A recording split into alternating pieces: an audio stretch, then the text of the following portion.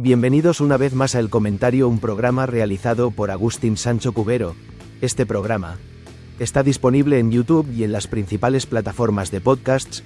No te olvides de suscribirte, es gratis. A continuación empezamos el programa. La noche del 11 de junio de 1962 caía sobre la bahía de San Francisco como un manto de terciopelo oscuro salpicado por el titilar lejano de las luces de la ciudad. En la isla de Alcatraz, una mole de roca y hormigón conocida como La Roca, el silencio era casi absoluto, roto únicamente por el murmullo constante del agua y el graznido ocasional de las gaviotas. Dentro de sus muros, en el bloque de celdas B, 3 hombres contenían la respiración, con los corazones martilleando contra sus costillas en una sinfonía de miedo y esperanza. Frank Morris, el cerebro de la operación, un hombre con una inteligencia tan afilada como los barrotes que lo aprisionaban, repasaba mentalmente cada detalle del plan por enésima vez. A su lado, en celdas contiguas, los hermanos John y Clarence Anglin, curtidos en 1000 batallas carcelarias y con una lealtad inquebrantable el uno hacia el otro, aguardaban la señal.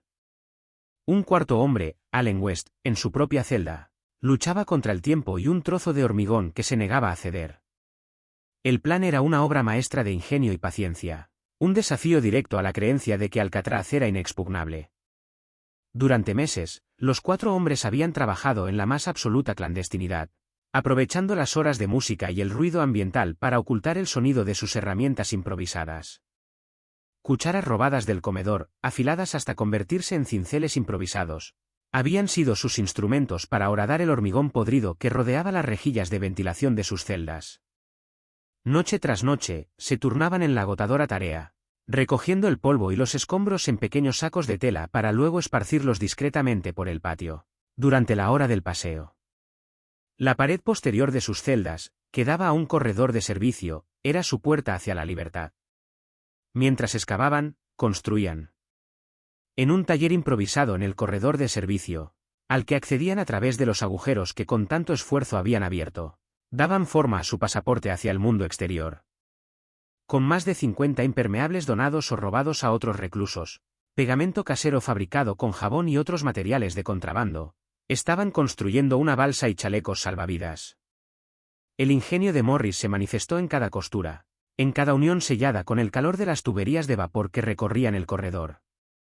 Los hermanos Anglin, con su experiencia en trabajos manuales, aportaban la fuerza y la destreza necesarias para dar forma a aquella extraña embarcación. Pero quizás la parte más audaz de su plan eran las cabezas. Para engañar a los guardias durante los recuentos nocturnos, habían creado réplicas de sus propias cabezas con una mezcla de papel higiénico, jabón y pelo robado de la barbería de la prisión. Las facciones, moldeadas con una precisión asombrosa, reflejaban la palidez de un hombre dormido. Con la luz tenue de las celdas, el engaño era perfecto. Cada noche, antes de deslizarse por los agujeros, colocaban las cabezas en sus almohadas, una ilusión macabra que les compraba un tiempo precioso. Esa noche, la del 11 de junio, la tensión era casi insoportable. El último recuento había transcurrido sin incidentes, los guardias, ajenos a la farsa que se representaba a pocos metros de ellos, habían continuado su ronda con la monotonía de siempre. Cuando el silencio volvió a reinar, Morris dio la señal. Uno a uno, se deslizaron por los estrechos pasadizos, arrastrándose a través de un laberinto de tuberías y oscuridad. El aire estaba viciado, cargado del olor a humedad y a décadas de abandono. Llegaron al corredor de servicio, su santuario secreto, donde les esperaba el fruto de su trabajo. La balsa, un amasijo de goma y esperanza, estaba lista. Pero faltaba West. Sus compañeros lo esperaban, el corazón en un puño.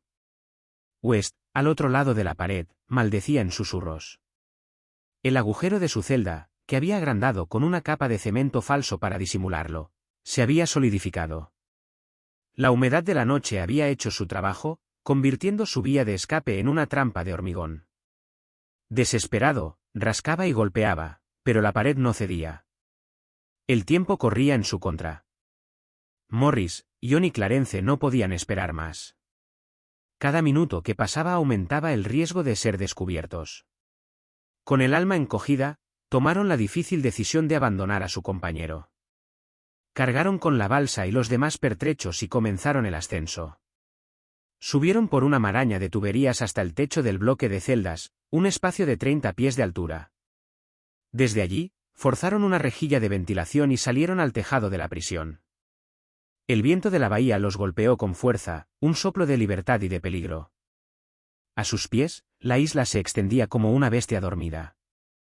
A lo lejos, las luces de San Francisco parpadeaban como promesas de una vida nueva. Descendieron por una tubería exterior, sus manos y pies buscando a tientas los anclajes en la oscuridad. Llegaron al suelo, cerca de la central eléctrica de la prisión, un punto ciego en la vigilancia de los guardias. Cruzaron el patio en silencio, sombras furtivas en la noche. Llegaron a la orilla norte de la isla, un lugar apartado donde prepararon su embarcación. Hincharon la balsa con una concertina, un pequeño acordeón que habían modificado para que sirviera de fuelle. El sonido, apenas un susurro, se perdía en el rugido del viento y las olas. Con los chalecos salvavidas improvisados ajustados a sus cuerpos, se adentraron en las aguas heladas de la bahía. Eran poco más de las 10 de la noche. La corriente era fuerte, mucho más de lo que habían previsto. La balsa, una cáscara de nuez en la inmensidad del océano, se balanceaba violentamente. El agua fría le escalaba hasta los huesos, un recordatorio constante de la fragilidad de su empresa. Remaban con fuerza, con palas de madera que habían fabricado, luchando contra la marea que amenazaba con devolverlos a la orilla de la que acababan de escapar o, peor aún, arrastrarlos hacia el mar abierto. Su objetivo era la isla de Ángel, a unos 2 kilómetros al norte, un trampolín desde el que pretendían llegar al continente. Mientras tanto, en Alcatraz, la vida seguía su curso. Los guardias hacían sus rondas, ajenos a las 3 camas vacías y a las cabezas de papel maché que dormían en su lugar. Allen West, finalmente, había logrado abrir su agujero, pero ya era demasiado tarde. Sus compañeros se habían ido. Desolado, regresó a su celda y se tumbó en la cama, esperando el inevitable descubrimiento. La mañana del 12 de junio amaneció con una niebla espesa que envolvía la bahía. Durante el recuento matutino, el guardia que pasaba por la celda de Morris notó algo extraño. La cabeza en la almohada no se movía. Se acercó y, al tocarla, la cabeza rodó por el suelo. La alarma sonó de inmediato, un aullido estridente que rompió la calma de la prisión. En cuestión de minutos, Alcatraz se convirtió en un hervidero de actividad. Los guardias registraron las celdas de los Anglin y encontraron las otras 2 cabezas. El descubrimiento de los agujeros en la pared confirmó sus peores temores, se había producido una fuga. La noticia conmocionó al país.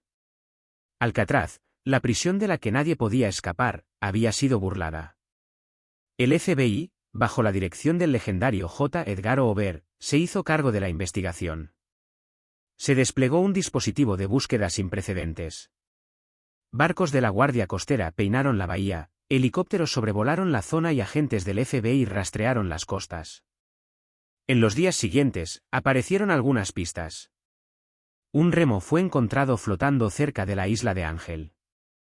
Más tarde, se hallaron restos de la balsa y de los chalecos salvavidas en la misma isla y en la playa de Cronquite, al otro lado del Golden Gate. También se encontró una cartera que contenía nombres y direcciones de familiares de los Anglin. Allen West, el cuarto hombre, se convirtió en el principal informador del FBI. A cambio de no ser acusado por su intento de fuga, relató con todo lujo de detalles el plan y la ejecución de la huida. Su testimonio fue crucial para reconstruir los hechos, pero no pudo arrojar luz sobre el destino final de sus compañeros. La versión oficial del FBI fue que los 3 fugitivos se habían ahogado en las frías aguas de la bahía. La corriente, argumentaban, era demasiado fuerte y la balsa demasiado precaria para haberles permitido llegar a la orilla. Sus cuerpos, arrastrados por la marea hacia el Pacífico, nunca serían encontrados. Alcatraz, a pesar de la brecha en su seguridad, mantenía su reputación de prisión inexpugnable. El caso se cerró oficialmente en 1979, 17 años después de la fuga. Sin embargo, la historia no terminó ahí. La falta de cuerpos alimentó durante décadas las especulaciones y las teorías alternativas. La familia de los Anglin siempre mantuvo que los hermanos habían sobrevivido. Recibieron postales sin firmar y flores en fechas señaladas, gestos que interpretaron como señales de que John y Clarence estaban vivos en algún lugar. En 2013, una carta supuestamente escrita por John Anglin llegó a la comisaría de Richmond, en San Francisco. En ella, un hombre que afirmaba ser John Anglin confesaba que los tres habían sobrevivido a la fuga, aunque por muy poco.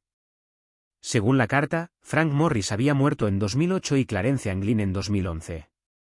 El autor de la misiva, que decía tener 83 años y estar enfermo de cáncer, se ofrecía a volver a la cárcel durante un año a cambio de tratamiento médico. El FBI analizó la carta en busca de huellas dactilares y ADN, pero los resultados no fueron concluyentes. Otras pruebas han surgido a lo largo de los años. Una fotografía que supuestamente muestra a los hermanos Anglin en una granja de Brasil en 1975 ha sido objeto de intenso debate. Expertos forenses han afirmado que es muy probable que se trate de ellos, pero la autenticidad de la imagen nunca ha podido ser confirmada de forma definitiva. La historia de la fuga de Alcatraz se ha convertido en una leyenda, un relato de audacia y misterio que ha cautivado la imaginación de generaciones. La pregunta de si Frank Morris y los hermanos Anglin lograron su objetivo sigue sin respuesta. ¿Perecieron en las aguas heladas de la bahía, como sostiene la versión oficial?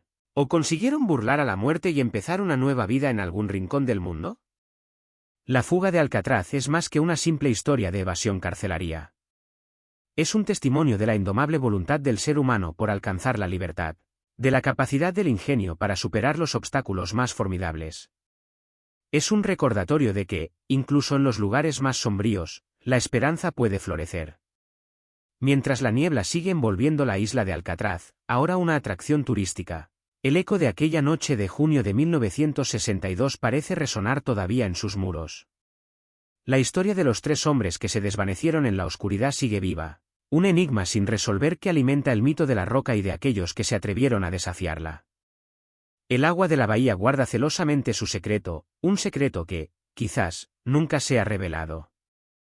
La leyenda perdura, susurrada por el viento que azota la isla, una historia de coraje, desesperación y un anhelo de libertad tan vasto como el océano que los rodeaba. Los barrotes de acero, el hormigón implacable, las corrientes traicioneras, nada pudo contener el espíritu de aquellos hombres que, en una noche de verano, se lanzaron a lo desconocido en busca de un sueño. Su destino final, ya sea en las profundidades de la bahía o en una tierra lejana bajo un nombre falso, permanece como uno de los grandes misterios de la historia criminal estadounidense, un capítulo final que aún está por escribirse. La fuga de Alcatraz, en definitiva, es una historia inconclusa, una pregunta suspendida en el tiempo, una leyenda que se niega a morir. La meticulosidad de su preparación contrastaba con la brutal sencillez del entorno. Alcatraz no era una cárcel cualquiera. Era el fin del camino, el lugar donde el sistema penitenciario estadounidense enviaba a sus elementos más incorregibles, a aquellos que habían demostrado ser una amenaza constante en otras prisiones. Al Capone, George Machine Gun Kelly, Robert Stroud, el hombre pájaro de Alcatraz, habían paseado su desesperanza por aquellos mismos pasillos. La disciplina era férrea, las reglas inquebrantables, y la rutina, un veneno lento que minaba el alma. La única vía de escape, decían los guardias, era la locura o la muerte. Morris y los Anglin, sin embargo, veían las cosas de otra manera. Para ellos, cada regla era un desafío, cada muro una invitación a encontrar una grieta. Frank Morris, con un coeficiente intelectual que lo situaba en el 2% superior de la población, era el estratega. Había pasado gran parte de su vida adulta entrando y saliendo de prisiones, y conocía el sistema desde dentro. Su mente analítica descomponía la aparentemente inexpugnable fortaleza en una serie de problemas que, con la suficiente astucia y paciencia, podían ser resueltos. Los hermanos Anglin, por su parte, aportaban la audacia y la determinación. Criados en la pobreza, habían aprendido a sobrevivir en las condiciones más adversas. Eran ladrones de bancos, hombres de acción que no temían arriesgarlo todo por una oportunidad, por pequeña que fuera. El corredor de servicio, ese espacio olvidado detrás de las celdas, se convirtió en su mundo secreto. Durante el día, eran prisioneros ejemplares, cumpliendo con sus tareas en la lavandería o en los talleres, sin levantar la más mínima sospecha. Pero por la noche, se transformaban en ingenieros, en constructores de sueños. Utilizaban hojas de sierra encontradas en el taller de la prisión, afiladas contra el hormigón, para cortar los barrotes de las rejillas de ventilación. Construyeron un periscopio con espejos pulidos para vigilar los pasillos y anticipar la llegada de los guardias. Cada objeto, por insignificante que pareciera, era susceptible de ser convertido en una herramienta, en una pieza más del complejo rompecabezas de su huida. La concertina, aquel pequeño acordeón que pertenecía a otro recluso, fue una de sus adquisiciones más preciadas. Morris, con su habilidad para la música, convenció a los guardias para que le permitieran practicar en su celda. Nadie sospechó que, mientras arrancaba melancólicas melodías al instrumento, estaba estudiando su mecanismo, ideando la forma de convertirlo en un inflador para su balsa. La noche de la fuga, el corazón de Allen West se rompía con cada golpe inútil contra el cemento. Oía los susurros de sus compañeros al otro lado, la urgencia en sus voces. Él había sido una parte fundamental del plan, el encargado de conseguir muchas de las herramientas y materiales. Ahora, por un capricho del destino, por una mezcla de humedad y mala suerte, se veía excluido del momento culminante. La impotencia lo consumía. Cuando finalmente logró abrirse paso, el silencio que lo recibió fue más elocuente que cualquier palabra. Estaba solo. En el tejado, Morris y los Anglin se enfrentaron a la inmensidad de la noche. El viento aullaba, trayendo consigo el olor salino del mar y el lejano murmullo de la ciudad que nunca duerme. La altura no los intimidaba. Habían superado el primer obstáculo, el más difícil, el de escapar de sus celdas. Ahora, solo la naturaleza se interponía entre ellos y la libertad. El descenso por la tubería fue un ejercicio de equilibrio y sangre fría. Un resbalón, un ruido inoportuno, y todo habría terminado. Pero sus movimientos eran precisos, sincronizados, como los de una coreografía ensayada 1000 veces en la oscuridad de sus mentes. Una vez en la orilla, trabajaron con una eficiencia febril. El tiempo era su enemigo. Sabían que, al amanecer, su ausencia sería descubierta. La balsa tomó forma bajo la luz de la luna, una extraña criatura de goma y aire que parecía demasiado frágil para enfrentarse a las aguas de la bahía. Pero era su única esperanza. Se adentraron en el agua sin vacilar. El frío les cortó la respiración, pero la adrenalina los mantenía en marcha. Remaban con una energía desesperada, sus músculos protestando por el esfuerzo. Las olas los golpeaban, amenazando con volcarlos, con engullirlos en la oscuridad. Veían las luces de la isla de Ángel, un faro de esperanza en la negrura. Pero la corriente los arrastraba hacia el oeste, hacia el Golden Gate y el mar abierto. ¿Llegaron a la isla de Ángel? ¿Pudieron desembarcar y continuar con su plan, que supuestamente incluía robar un coche y desaparecer en el continente? ¿O fueron víctimas de la fuerza implacable del océano, sus cuerpos arrastrados a una tumba anónima en las profundidades del Pacífico? Las pruebas encontradas en los días posteriores a la fuga son ambiguas. Los restos de la balsa y los chalecos salvavidas podrían indicar que naufragaron. Pero también podrían haber sido abandonados deliberadamente para hacer creer a las autoridades que se habían ahogado. La cartera encontrada con las direcciones de los familiares de los Anglin es un detalle especialmente intrigante. ¿La habrían llevado consigo en una travesía tan peligrosa? ¿O fue una pista falsa, una forma de desviar la atención de su verdadero paradero? La leyenda de la fuga de Alcatraz se ha alimentado de estas preguntas sin respuesta, de estos vacíos en la historia que cada uno puede llenar con su propia imaginación. Se ha convertido en un símbolo de la resistencia contra la opresión, de la capacidad del espíritu humano para soñar con la libertad incluso en las circunstancias más desesperadas. Hoy, cuando los turistas recorren las celdas vacías de Alcatraz y escuchan la historia de la fuga a través de unos auriculares, es fácil sentir un escalofrío. En la celda de Frank Morris, una de las cabezas de papel maché originales se exhibe como un mudo testimonio de su ingenio. Al mirar a través de los barrotes hacia la bahía, uno no puede evitar preguntarse qué fue de aquellos 3 hombres que, en una noche de junio, se lanzaron a lo desconocido. Quizás la respuesta se encuentre en una playa remota de América del Sur, en la sonrisa de un anciano que guarda un secreto increíble. O quizás se encuentre en el fondo del océano, entre los restos de una balsa improvisada y los huesos de 3 hombres que prefirieron morir intentando ser libres que seguir viviendo entre rejas. La única certeza es que Frank Morris, John Anglin y Clarence Anglin lograron algo que nadie más había conseguido: se convirtieron en fantasmas. se desvanecieron de la prisión más segura del mundo y entraron en el reino de la leyenda, donde permanecerán para siempre, suspendidos entre la vida y la muerte, entre el fracaso y la victoria, como un eterno recordatorio de que no hay muros lo suficientemente altos ni aguas lo suficientemente profundas como para apagar el anhelo de libertad. Su historia, más allá de la crónica de un delito, es una epopeya sobre la condición humana, sobre la lucha eterna entre el orden y el caos, entre la resignación y la rebeldía. Y en esa lucha, aunque su destino final sea un misterio, consiguieron una victoria innegable, grabaron sus nombres en la historia y dejaron una pregunta flotando en el aire, una pregunta que, más de 60 años después, sigue fascinando y desafiando nuestra imaginación. La fuga de Alcatraz no fue solo una fuga, fue un acto de creación, la construcción de un mito que ha demostrado ser más resistente que el hormigón y el acero de la roca.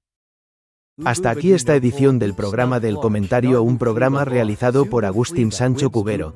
Este programa está disponible en YouTube y en las principales plataformas de podcasts. Hasta la próxima edición del programa. Muchas gracias. Dirección y realización Agustín Sancho Cubero.